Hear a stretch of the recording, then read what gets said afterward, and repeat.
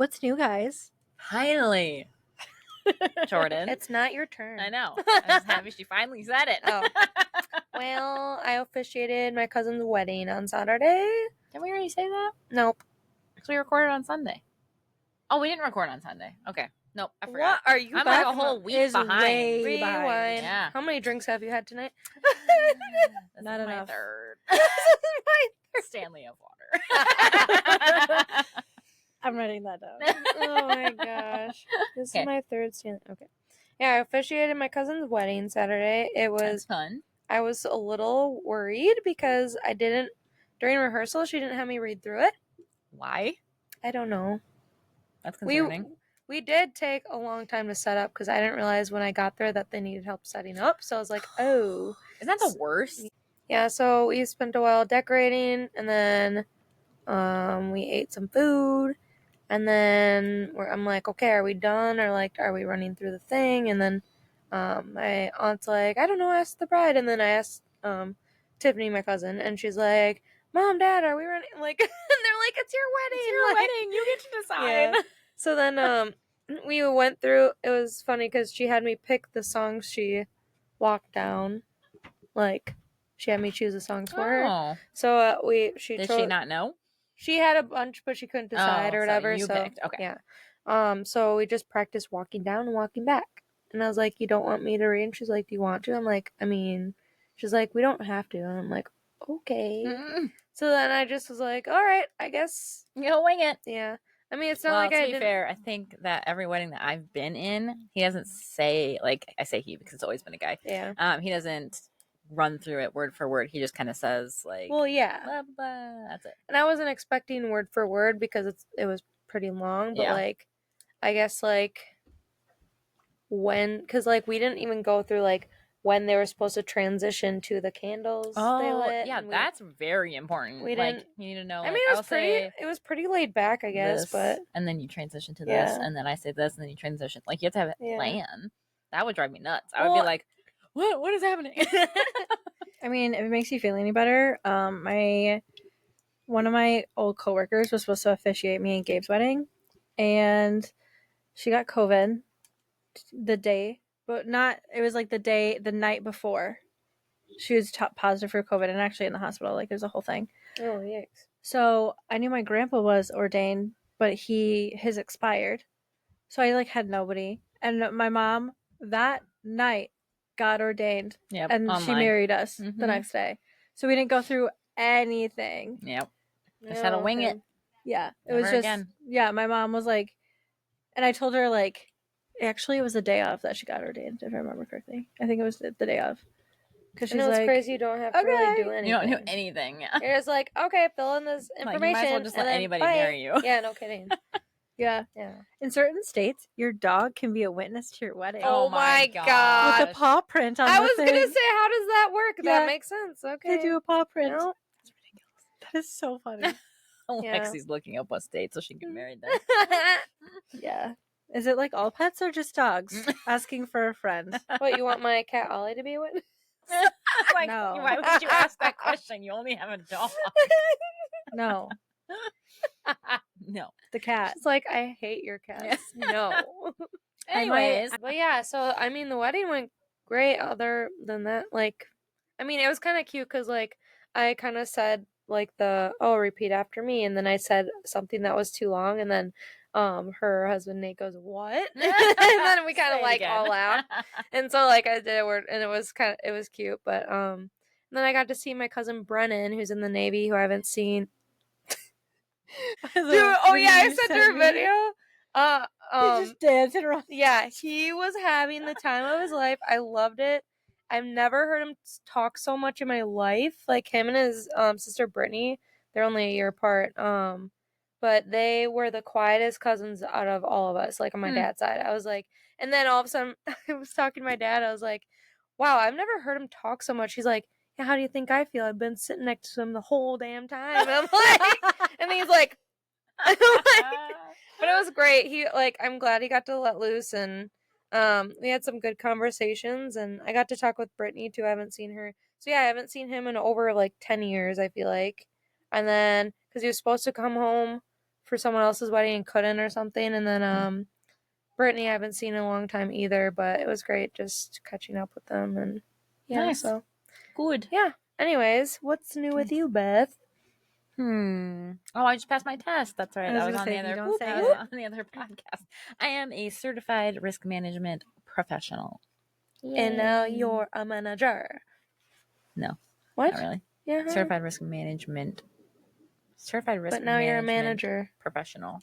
I know, but you're. Oh yeah. I'm like, what do you mean? I didn't get a rate. I didn't get like a promotion. What are you talking about?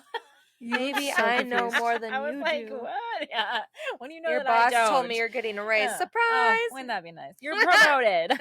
You're promoted. They sent me to promote you. Oh yeah. Okay. I guess I can go through all my jobs. I didn't say the other one either.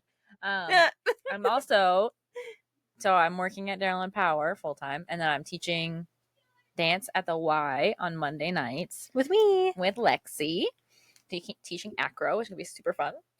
And then I also just took a job being a part-time manager for a cleaning company, which is remote, so very flexible. But yeah. Yeah, I told Ross about the jobs you already had, plus you're a full-time mom, Yeah. plus like all the stuff you do. And he's like, Plus how school. the fuck does she do all that? I know. Plus, then I did that test, and I've been trying to get my PMP, and I'm doing my master's degree, and I'm like, yeah, I don't know. Like, I don't understand how you can do all that I really don't know either. with 5 kids. Like, how do you do it? I'm not really What's sure, your secret? but also like I think I'm a person that needs to be doing Busy? something. Yeah, like I have to be like working on the next thing. That's just my personality, I think. But then I'll be like, I'll sit there and be like, I don't even remember the last time I was bored. You know, like I want it, like I want to be bored. But then like when I am, I'm like, okay, what could I be doing? Yeah, but also ADHD meds don't help with that. I like have to be super productive when I'm on that. So yeah, that's true. I'm always like, get this done. But yeah, anyways, that's what's new with me. Lexi. I'm really nervous to say this on the pod because the last time I brought it up on the pod, I told you guys to replay that podcast. To replay if I it? ever decided to change her major. my major again. Are you serious? Here we go. Not international business anymore? Nope. Oh my god. Here we go again. No. I'm That one was stupid anyways. I'm listening to it while I'm recording it, and I'm just like, oh my gosh, Lexi, this is the stupidest idea ever. I hate you. Girl, what is happening? I applied to CBTC, which is and got in. And near Eau Claire, right? Yeah, that's in Eau Why Claire. would you go there? Because I like their program better than there's so many loopholes I have to go through at Western that I'm just like over it. So CBTC is different? Yeah. Like financial aid wise, it's way different. Okay. What do you mean? I don't have to pay for classes there. I'll get financial aid versus at Western. Anyways. Yeah, so but yeah, I'm going back to nursing. I think I'm just like gonna full send and do it. But we'll see how many more times I decide to change my major until I graduate. So But you're still like it's all online, right? For now? Most of it's online, yeah. I have quite a few generals I'm gonna have to take, but I did it to where I'd start in January. Any of them transfer over? They should, yes. Okay. You better. I was like, after I take, so I'm gonna have to take general A&P. After I take that class, I do not like that. I don't like it. I don't like it. Okay. After I take general A&P, I can take the HESI exam. So then I'll know. And you have to score a 75 in each category in order to. So first class pass. you should take is A&P. Yeah, so that's the first class I'm going to take, and then I'll probably take a couple others to get them out of the way. But I don't know, like what it is. But the cool thing is I can transfer to Eau Claire after, and I can either do like a traditional, like bachelor's program, or I can do the online one. Mm-hmm. Oh, that's nice. Yeah, good. So I would just double check with your advisor because sometimes advisors are wrong. I had an advisor that was wrong. Both financial aid, and my advisor, and they're like, yeah, if you fail one class, you have to redo the 6 credits. Maybe it's because of the major you have? And it could be, but or the program I am so over their average. My left be like, ooh, ah. We need to like record that and harmonize our voices and then just put it in. Oh, I was like, all right, you ready? So ready. All right, I was born ready. I was born. I hope no one's read this. I don't think anybody has. Oh my god! Like how Every I time. read Every the single same time. one I read That before. you had read. Yeah, that was hilarious. Okay. Now I'm ready. Today, I put my iPod on shuffle. I skipped almost all of the songs to get the ones I like. My life is average. Are you I sure hate you that. haven't read that one? I do that. I know. I do it on Spotify. Has she read that one? I don't think so. On my podcast, my playlist. Yeah. I'll make a playlist of all these songs I like, but I'll keep skipping. And it's like, I really need to adjust my playlist, I think. Same. It's just like the mood, though. Yeah, You're it's just like, like, what not mood the you're vibe, in. Yeah, not the vibe, not the feeling vibe. it. So I have this basket that has like a bunch of chargers, wires, blocks, whatever. And I was going through it because I was trying to find like a PS4 controller charger. And I found my iPod Shuffle, my iPod Nano, No way. my iPod Touch, Wow. and my old iPhone that doesn't work because I dropped in water. I can't believe you had that many things. Yeah, I don't know why I didn't. I don't know. I kind of want to charge them and see if I can go through and see what kind of songs I had. Because I don't know about the Shuffle and I don't know about the Nano, but I know for sure. Wait, no, I don't know about the Touch, but I know for sure the Nano had like my emo girl phase of like, Oh yeah, you know, been there. everything. We have all been there. Avril Lavigne and all that jazz. Yep. Pink. Yep. And Owl City and like stuff yeah. like that. Oh, of course. Mm-hmm. Old stuff. Middle school. Yep. Anyways, I love it. All right, what's your story, Lexi? tell us. Amelia Earhart. Oh my Ah! god. They just came out with new information. Do you have it in there? Of course I do. Yes! Okay, good. Good. Yes. Woo! Yes. Yes. Here we go. Aliens, I bet. Aliens. I've not I'm just been teasing. this excited for a story since the Dial-A-Top Pass incident. Good. Which is my favorite story still. Hey guys, welcome to Our Life is Average. I'm Lexi. I'm Beth. And I'm Jordan. Make sure that you guys like and subscribe and give us a 5-star review wherever you listen to podcasts. It really helps us a lot. Okay, let's get into it.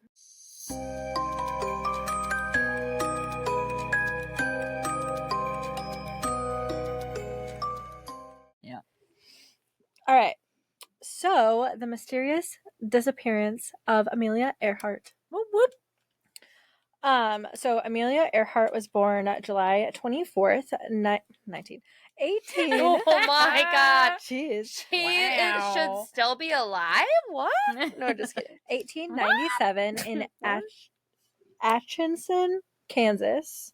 And she later disappeared on July 2nd, 1937 near Howland Island, which is in the Central Pacific Ocean. I didn't write her parents down, but her mom is Amy Otis, and her dad was Edwin Stanton Earhart, and she did have two siblings. One of them was stillborn before she was born, and then the other, Muriel, was born 2 years later. And she primarily lived with her maternal grandparents during the school year and spent the summers with her parents. And like, it was like really kind of weird. But also, fun fact, she was born in her grandparents' house. Yeah, that's What? super weird. Why? Yeah, I was listening to a video about it, and they said that was like something that they mentioned when they were giving her her biography information. They were just like, yeah, and she was like born in her grandparents' house. And I'm like, that's not normal. That's not normal. Yeah. One thing I did see though is that her mom, Amy, Winehouse. What? Is that Winehouse? Oh, I thought you said Wanda. I was like, she said Amy. I'm like, what? I don't Who's know. Wanda? I heard Amy, and that's the first thing that came. Wanda and Cosmo? Fairly Odd Parents. Oh my gosh. So her mom, especially, her dad probably went along with it, but did not raise their daughters to be typical daughters in that era. Like, they raised them to do like boy things. Like, not that swimming was a boy thing, but like doing like things like swimming and doing staying active and building things. Outside like stuff. Yeah, I Yeah. heard Well, it that makes sense of why she... Yeah, she would like build things with her uncle. Like, that was a thing. And both of the girls were very like adventurous that way and like to use their minds. That's awesome. It was so awesome. That's one of the things I was like, now I see why a lot of people love Amelia Earhart. Inspirational. Yeah, so she was an American aviator, one of the world's most celebrated, and she was the first woman to fly solo across the Atlantic Ocean. Her disappearance during a flight around the world in 1937 became an enduring mystery, fueling much speculation from the public as to what happened. Mm-hmm. Tell us. Yep. Unsolved mystery, conspiracy, maybe true crime. Probably not true crime. No, I don't think it's true crime. Unsolved mystery, conspiracy. Yes. Yes. So, I'll go with unsolved mystery though. Yeah, for the title. Amelia's father was a railroad lawyer, and her mother came from a very A railroad. What's a railroad lawyer? I was like, wait a minute. back Did I hear up. that right? yes, Why- you did. What's a So- railroad lawyer? So he's a lawyer, and he probably just worked for the railroad to like represent them. Oh, like the company. A Oh. railroad company. Okay. Yeah. He's Okay, probably, I a was like, they company know, have lawyer that way. specific lawyers. They have to go on the trains or what? Like, do you need representation? Rewind. Just walks up to passenger. You need representation. Do you need I'm a lawyer. representation? Do you need representation? I'm a lawyer. Let's do this right now. Did you lose your leg by a train? Oh, all right. Railroad lawyer. Yeah, so he's a railroad lawyer, and then her mom came from an affluential family, hence probably why she was born in their house. Weird. Mm-hmm. While still a child, both girls, but Earhart displayed an adventurous and independent nature for what she would later become known for. After the death of her grandparents, the family struggled financially due to her father's alcoholism.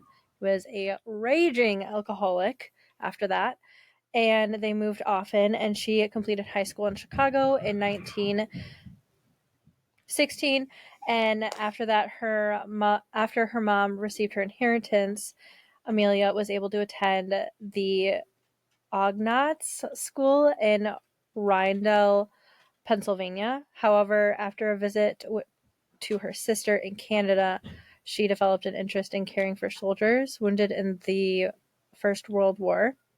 And she left that college to become a nurse's aide in Toronto. I did not know that she went on that path. Medical field. Yeah, Mm-mm. wild.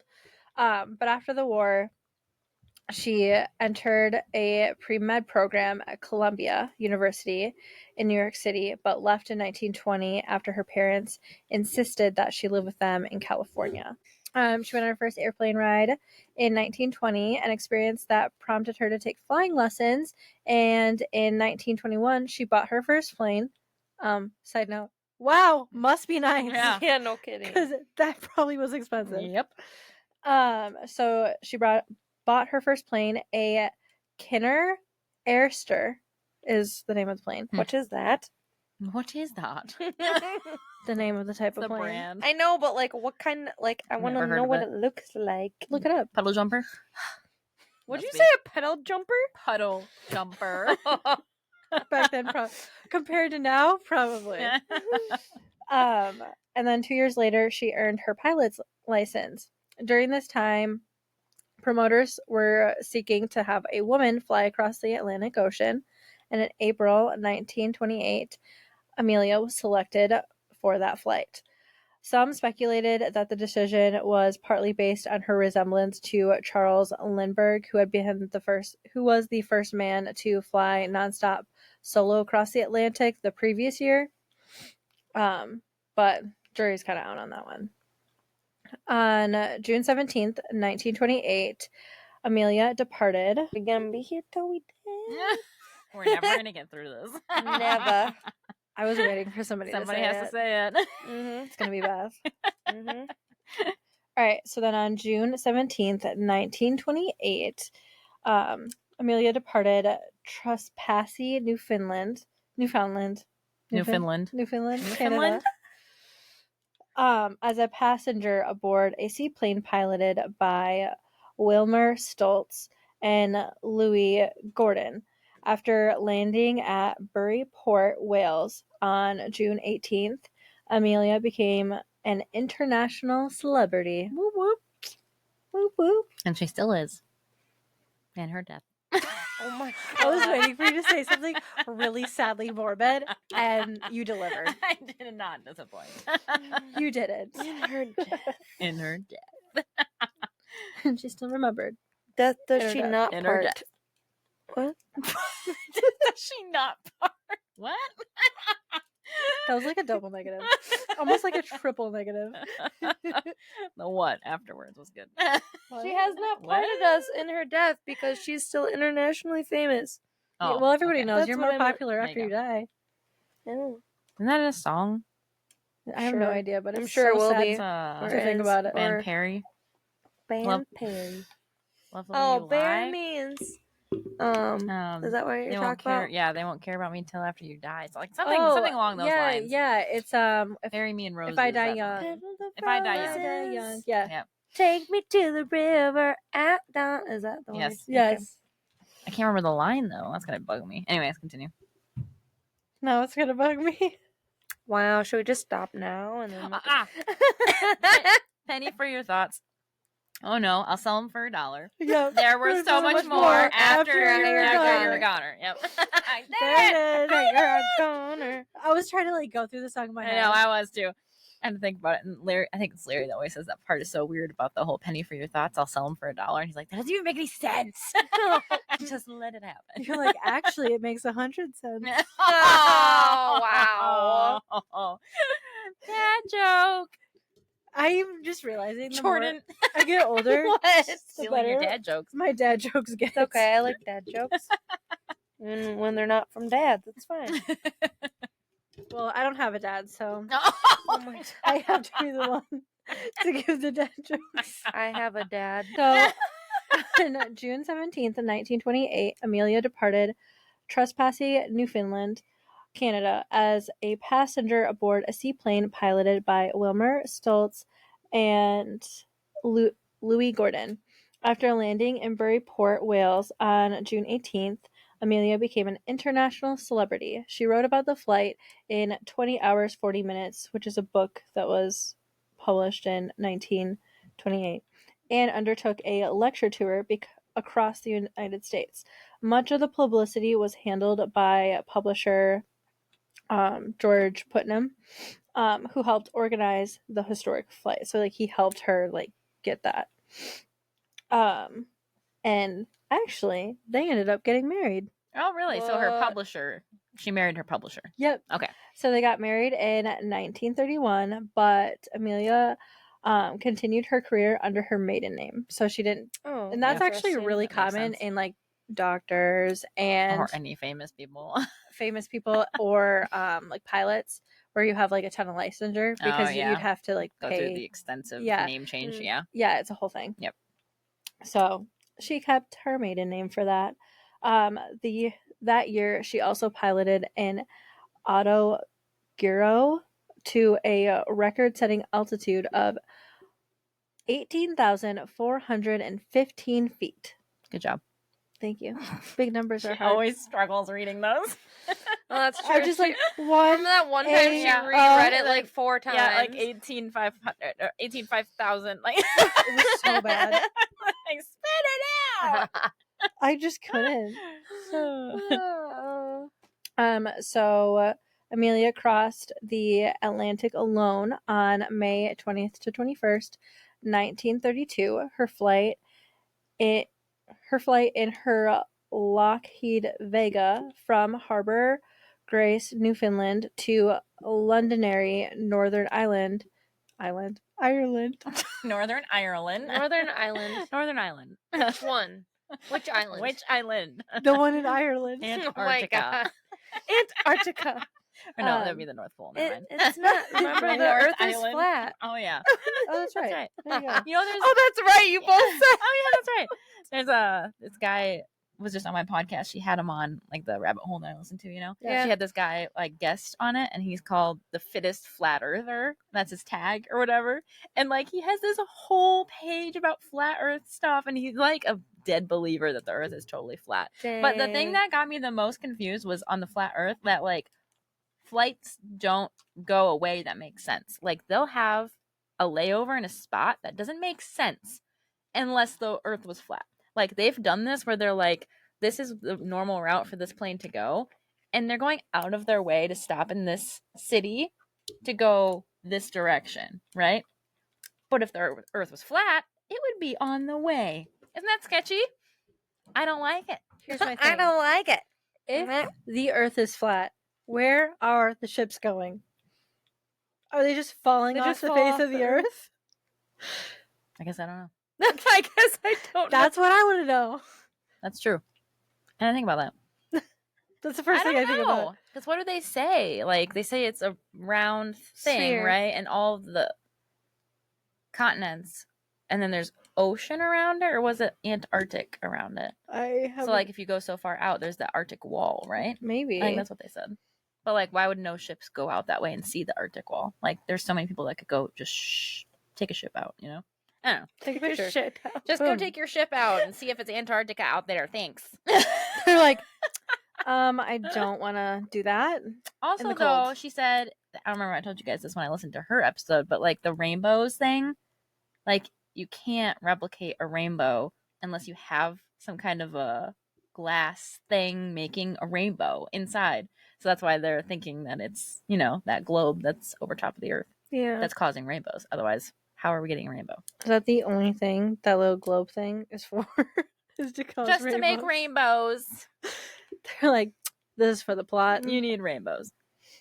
Okay. I mean, rainbows do make my day better. See, it was like, after the flood, God was like, here's your rainbow, and then he put the globe on top. Oh my god. There it is. There it is. Also to keep you safe.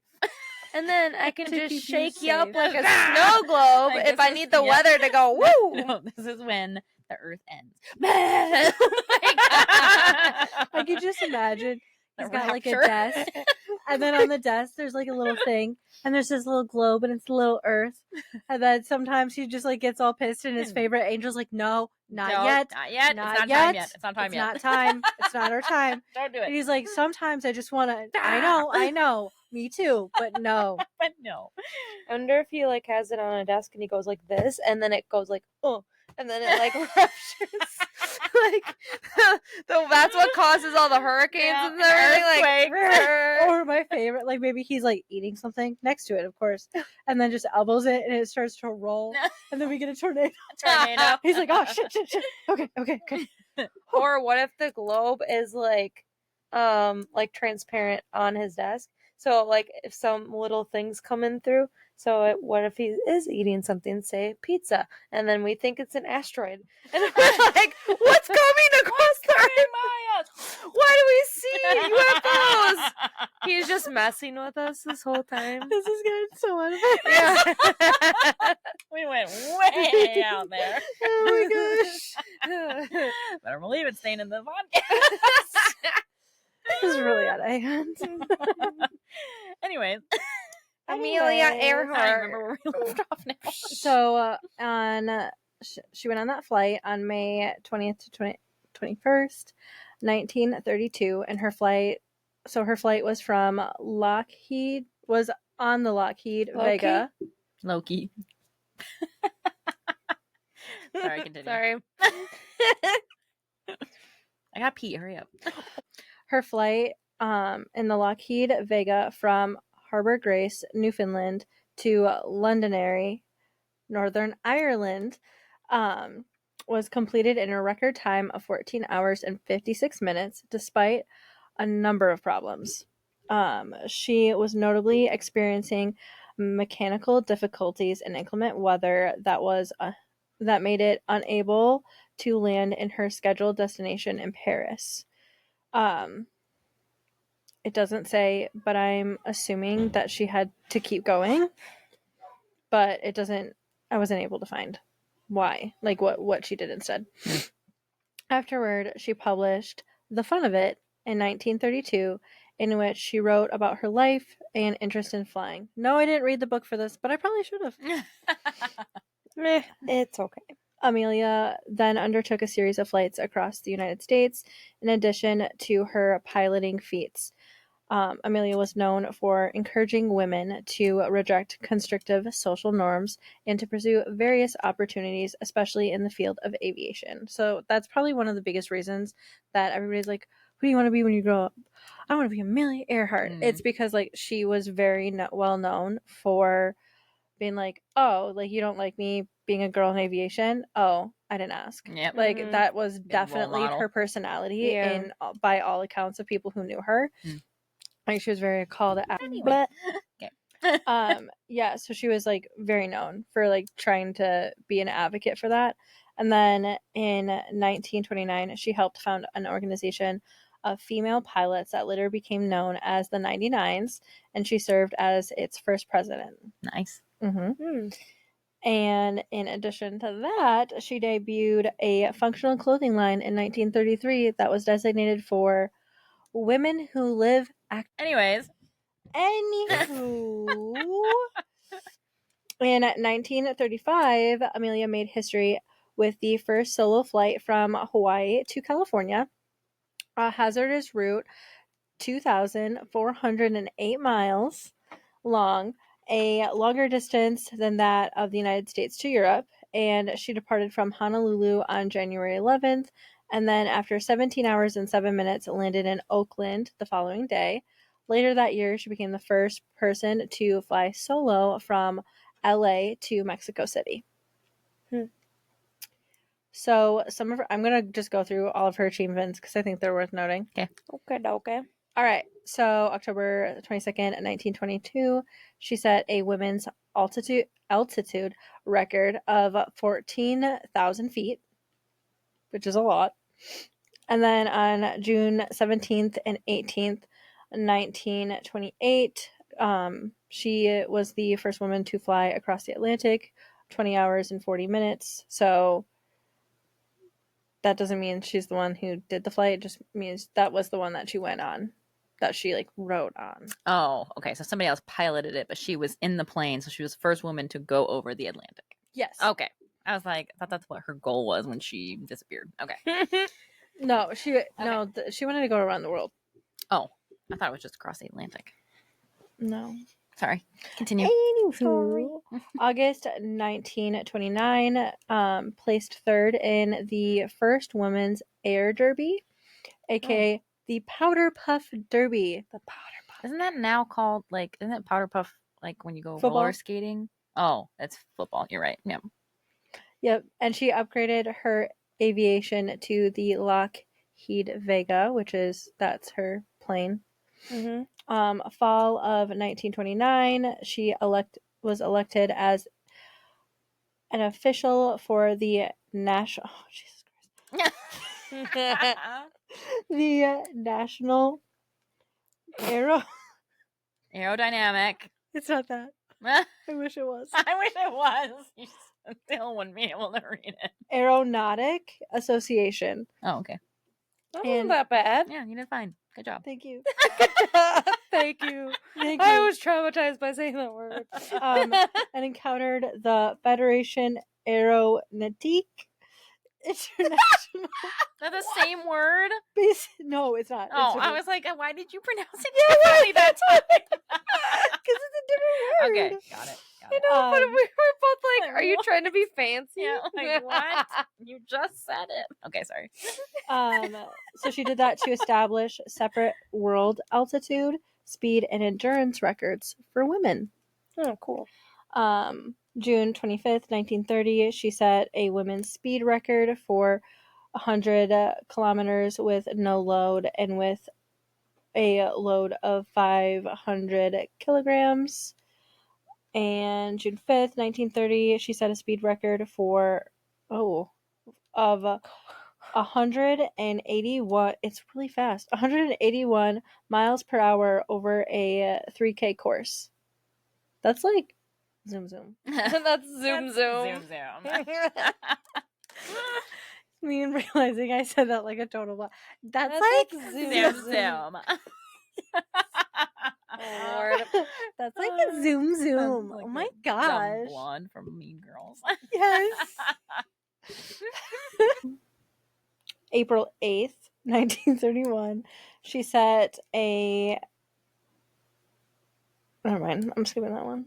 Why? Because it's an altitude record. Oh, you already said that, didn't you? Yeah. Okay.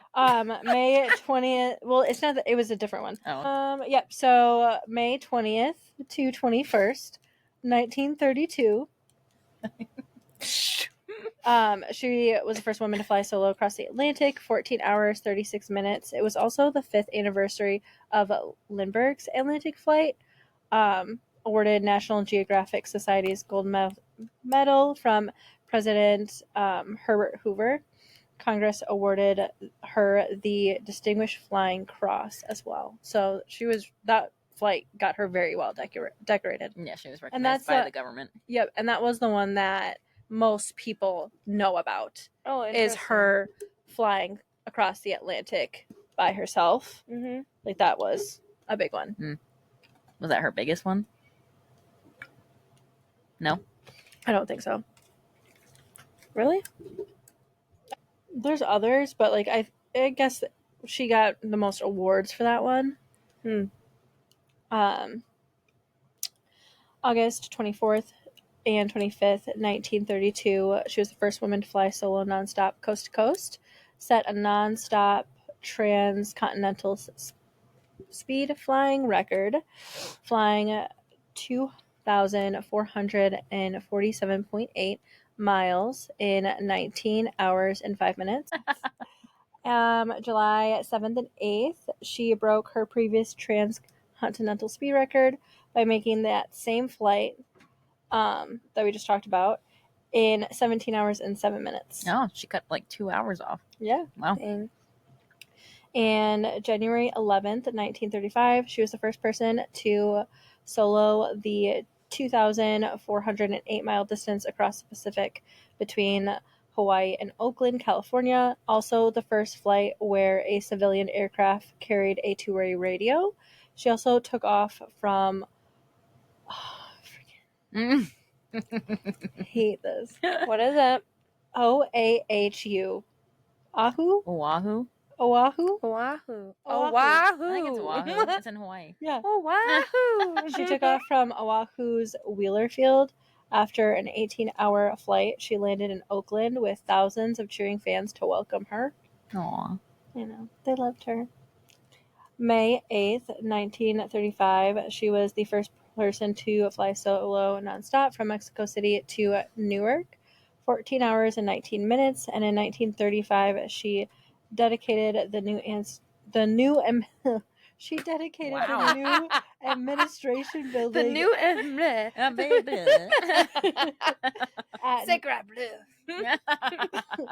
In 1935, she dedicated the new administration building in Newark Airport. So those are like her biggest achievements in aviation. Awesome. Thought I would showcase them. So, in 1937, Amelia Earhart attempted a all-around-the-world flight, flying a custom-built Lockheed Model 10E Electra, equipped with extra large gas tanks. She would follow a close to the equator route, thus going one better than Willie Post's northern mid-latitude route. So somebody who had also attempted. In her first effort, in March of 1937, she flew west, but a crash in Hawaii abruptly ended that trip. She's fine. Starting on May 21st, 1937, from Oakland, California, in the recently repaired Lockheed Electra, she and her navigator, Fred Noonan, stayed over land as much as possible after relatively short flights to Burbank, California, and Tucson, Arizona. They next touched down in New Orleans and then Miami, where the plane was tuned up for the long trip.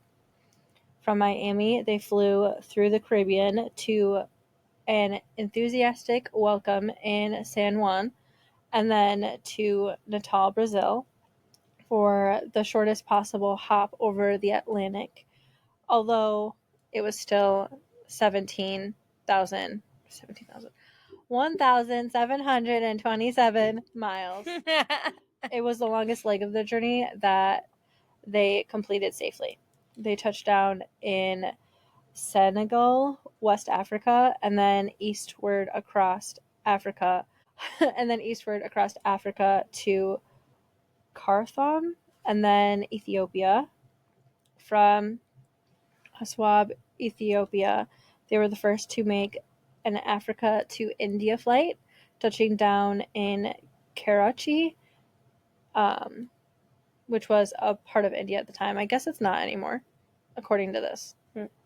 I didn't look that up, so don't quote me. Don't fact check me. But that was a 1,627 mile leg of the trip. And then from Calcutta, India, they flew to Rangoon, Bangkok, and from there they went to Bandung in the east. What? There's just so many. And a lot. I know. So what are they doing? Are they like just going flying, landing, flying, landing? Are they just setting records for fun? Is that what it is? Like, They're trying to get all the way around the world. oh, but making stops. Yeah, they're making I thought stops. they were doing it nonstop. I thought it was a nonstop. Or is that the next one? No, they're trying. It's not a nonstop. They're attempting an all around the world flight. It wasn't without stopping. Oh, I thought it was. I thought it was too this whole time. Interesting. No, not possible. They have to stop for fuel at some point. I thought they just had it on the plane. Extra big gas tanks. Yeah. Doesn't mean that. No. I don't know. Continue. We're just dumb. It's fine. I gotta pee. I gotta pee. And the Dutch East Indies, which is actually now part of Indonesia. Monsoon weather prevented departure from Bandung for several days. Repairs were made on some of the long-distance instruments, which had given trouble previously. During this time, Amelia had become ill with dysentery, dysentery, which lasted for several days. Dysentery. That's what it is. Dysentery. I heard of that where they like have like vomiting, diarrhea, and they're sick from like eating something. It's almost like food poisoning thing. Dysentery, I think is what it is. I'm probably gonna cut that out because I'm probably wrong. It's known. It's from like Oregon Trail. Did none of you play Oregon Trail? Oh, I did. Where they like died from dysentery. No. Okay. What's Oregon Trail? So it's like this old computer game that you put the disc in the computer, and then you'd like go as like when they did the Oregon Trail, like all these people were going in covered wagons like from one side of the U.S. to the other. You've never played that? No. Oh man, I have. Let's play it. I don't remember playing it on the. I don't remember playing it on there though. I feel like I played it on like the DS or something. No, it could be. Yep, it's possible. So dysentery is known as the bloody flu, and it's a type of gastroenteritis. Oh, see, I was right. That results in not cutting it. Bloody diarrhea, and other symptoms may include fever, abdominal pain, and feeling incomplete after defecation. Ugh. Yeah, and it can the reason most people, I guess, die is because dehydration. Yeah, that's one way to lose your weight. Yeah, right. No thanks. I'd rather be fat. I'd rather be fat than have bloody diarrhea. I think that every time I have the stomach flu, I'm like, I will be fat for the rest of my life if you just don't make me have the stomach flu. Right. I just please don't make me puke. I'm the same way. So that lasted for several days. After a stop in Darwin, Australia, they continued eastward to Lae, New Guinea, arriving there on New Guinea. There's an A. I know. You're learning new things. New guinea pig. You're learning so many new things, and I'm proud. I'm so proud. They arrived there. I'm about to walk out of here. They arrived there on June 29th. So they took off for Howland Island, which is 2,200 miles away from in the Pacific, and they never arrived. Dun, dun, dun. Since then, there have been many shared theories about what happened to them, from running out of gas, crashing in the water, and landing on a Japanese island, and being killed by the Japanese, who thought she was a spy. That was one of like the biggest conspiracies. Yep. Is they thought she was a spy and they killed her. Mm-hmm. Oh my god! That's just a reason to start a war. Let's just throw that in. But earlier this year, a hazy plane-shaped sonar image taken from 16,000 feet below the ocean's Pacific surface was released to the public. It's a plane! Hey guys, we hope you're enjoying the show so far. We just wanted to take a minute and let you know how you can help our podcast grow. We have a Patreon account for our podcast that you can go to, and you sign up to be a monthly donor starting at just $5 a month, and you get fun perks like no ads, early access to episodes, and quarterly gifts from us. So definitely go check that out. It's www.patreon.com/ourlifeisaveragepod. Thanks for listening, guys. We hope you enjoy the rest of this episode. Okay, but how did they get this picture just now and they've never seen it before? That's what I want to know. Was it like... I'm getting there. Okay. Tony Romero is the founder of Deep Sea Vision, the exploration company behind the photo. He told this news entity that I was looking with that he's almost certain what captured was Amelia's plane. Oh my gosh. Quote, we like the tail, we like the size and the dimensions, and we like that it was a very sandy, smooth area. So from our vantage point, we have a little bit more information than most folks do, and we feel good about it. Pilot and documentary filmmaker Liz Smith has worked for ocean exploration for over 2 decades and was on an expedition in 2009 when she developed a popular theory of where Amelia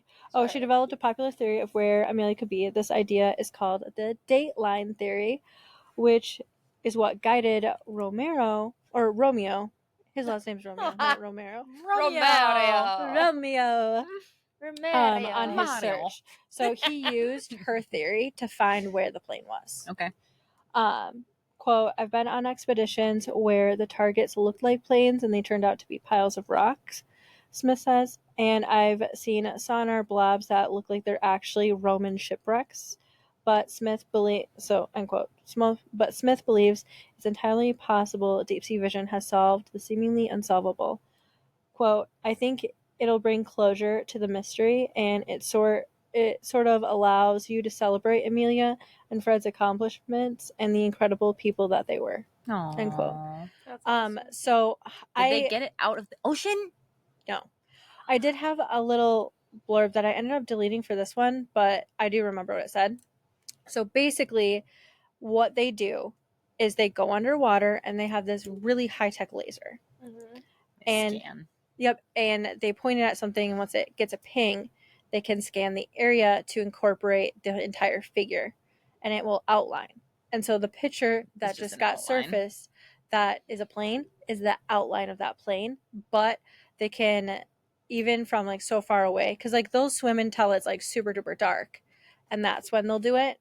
So they're pretty far down, but obviously not to the bottom. Yeah. And so they will ping it, and then it shows the image, and they're able to use that image to get real like life and like up close like measurements of what is down there. And so that's what they did for this, and they're very, very confident it has to be her plane because the measurements add up. It's in the area that she and her co-pilot went missing. Gone down. Yep. And it just makes sense. It just makes sense. It's her. It has to be.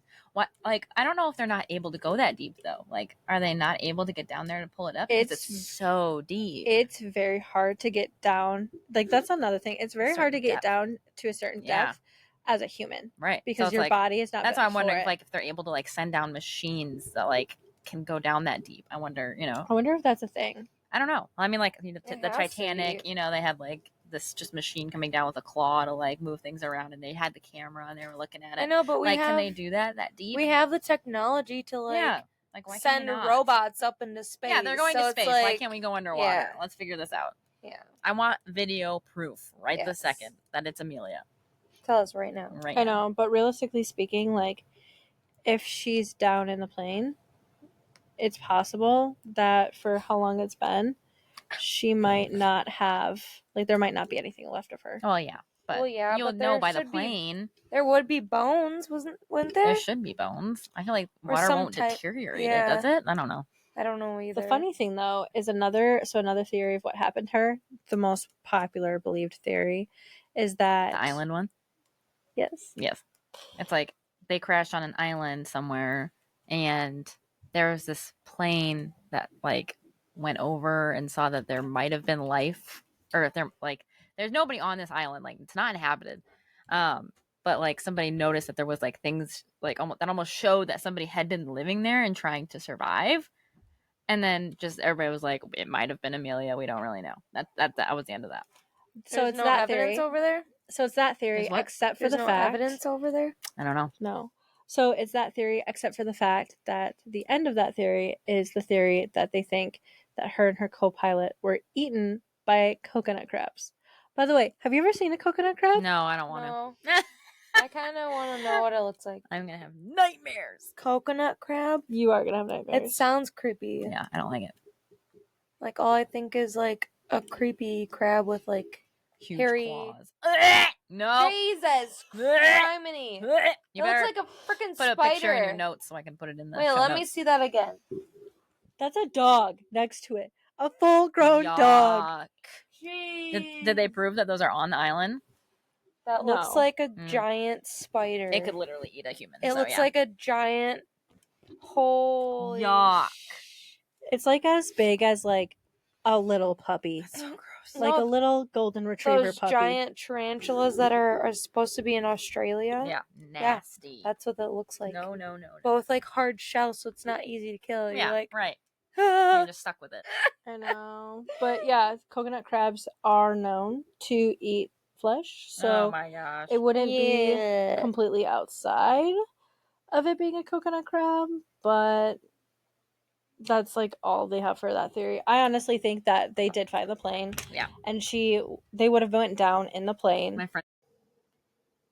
Thanks for listening, guys. Just a reminder to like, subscribe, and give us a 5-star review wherever you listen to podcasts. It helps us grow. If you have any story suggestions, please send them to ourlifeisaveragepod@gmail.com. We'd love to dig into your ideas.